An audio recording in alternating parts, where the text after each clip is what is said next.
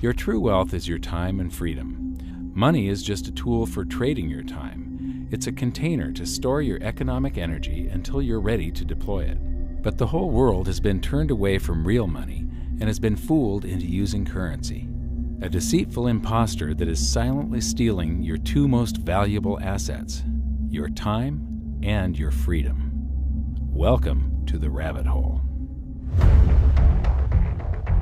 We are entering a period of financial crisis that is the greatest the world has ever known.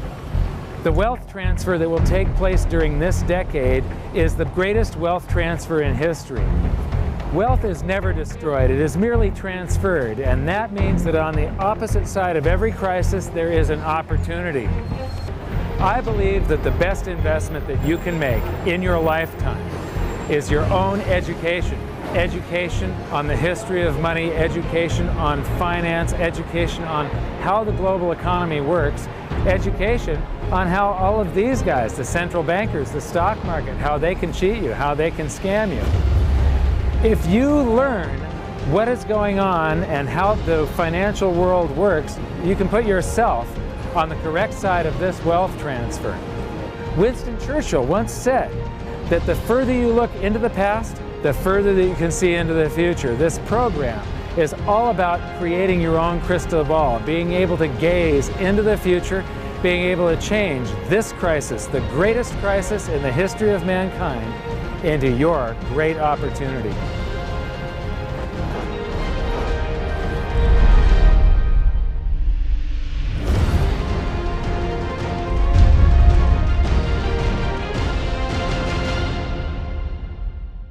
The hidden secrets of money, some of them are hidden in plain sight. They're like right in front of you.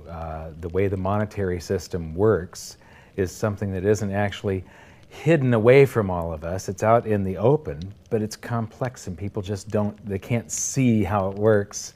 It's hard for them to imagine that we're living in such a hoax. Others are meant to be secret, but the truth is slowly coming out, like the Federal Reserve being a private corporation and not really part of the U.S. government. But when I started studying this, what I found was that there was no place that I could point people to where they could get it all in one spot. And so I basically decided to write my book about it and consolidate monetary history, economics, the markets, fundamentals of gold and silver. There's a lot of smoke and mirrors in economics, and I've sort of made it my job to lift the fog for people.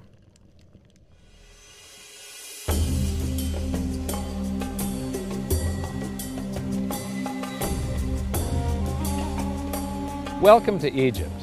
This is where it all began. Roughly 5,000 years ago, the Egyptians started using gold and silver as their predominant form of currency. But it was not yet money. The pieces of gold and silver that they were using were odd sizes and weights, odd purities, so it still was not interchangeable, where each unit is the same as the next.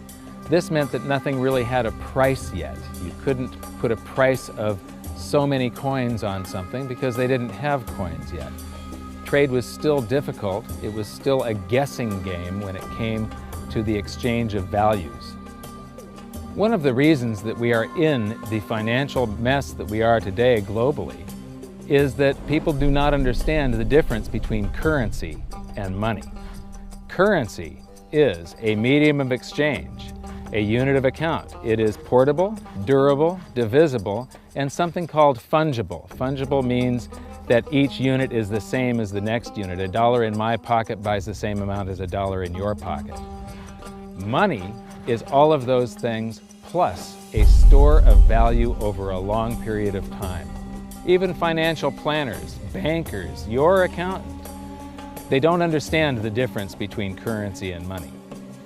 The currency in your pocket is a medium of exchange. It's a unit of account because it's got numbers on it. It's somewhat durable, it's portable, it's divisible in that you can make change, and it's fungible. A dollar in my pocket buys the same amount as a dollar in your pocket. But because governments can print more and more and more of it and dilute the currency supply, it's continually transferring wealth out of your pocket, out of your bank account, to the government. and to the banking system. The reason that gold and silver are the optimum form of money is because of their properties. It's an easy medium of exchange because gold and silver store a large amount of value in a very small area. It's a unit of account. Pure gold has the same value all over the planet. So an ounce of gold buys the same amount here in Egypt as it would in China or in the United States. It's durable. The same gold that Egyptians were using in trade 5,000 years ago is still here with us today. It does not corrode. It's divisible. You can make change with it. It's very portable. You could use something like oil as money. It's just that you can't carry around a barrel of oil on your back.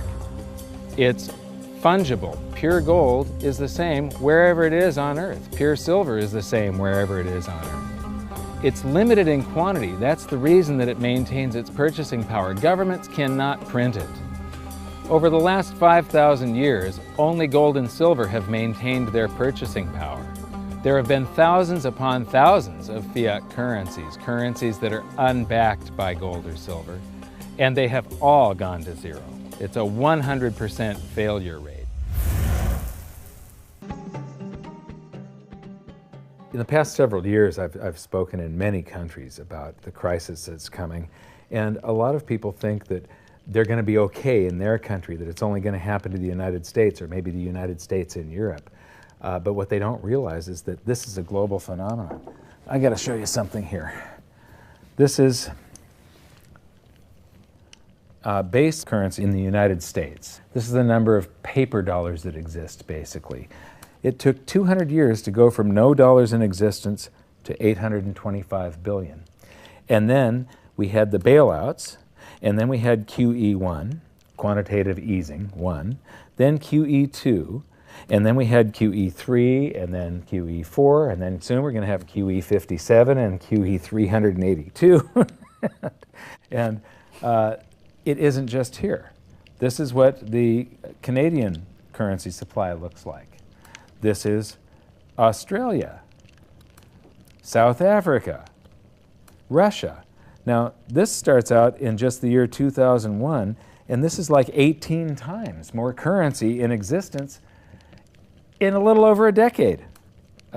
Here's Singapore, same story. Look at that, since the crisis, just bam. India, China, every government on the planet is doing this insane deficit spending and expanding their currency supplies, doing bailouts, and history shows that there is no example of this turning out well. So that all seems pretty scary. However, this is going to happen, and you can only play the hand that you're dealt. But the great news is that gold and silver always end up doing an accounting of the expansion of the currency supplies. Basically, the will of the public and the free markets. When governments do this kind of stuff to their currency supply, they debase it. Eventually, it comes back in inflation. People sense the loss of their purchasing power. They rush back to gold and silver, and they bid the value of the gold and silver up in the country until it meets or exceeds the value of all the currency in circulation. This is a process that's been going on over and over again throughout history, except this time it's happening on a global scale. It has never before happened in all countries at once. And that means that this is the greatest wealth transfer in history. Therefore, it's the greatest opportunity in history, and it's not going to happen again in your lifetime.